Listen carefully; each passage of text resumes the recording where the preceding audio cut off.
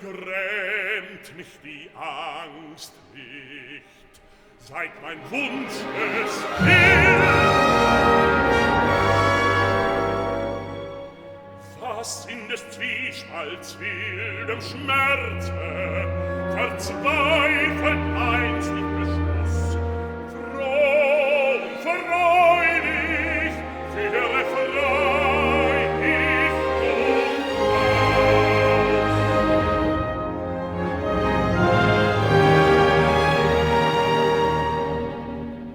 und weit ich in wütendem Ekel des Nebelungen Neid schon die Welt den herrlichsten Felsen weiß ich mein Erden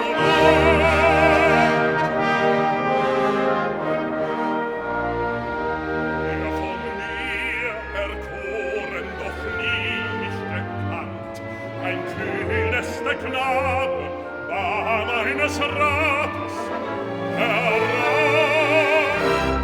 es liebt und liebes froh, ledig des Leibes, erlangt an den Edlen, Alberichs Flut, entfremd dein Furcht.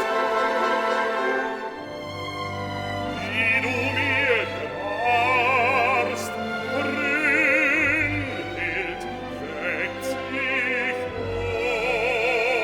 Hold der Held. Wachend wird ein wissendes Kind, erlösende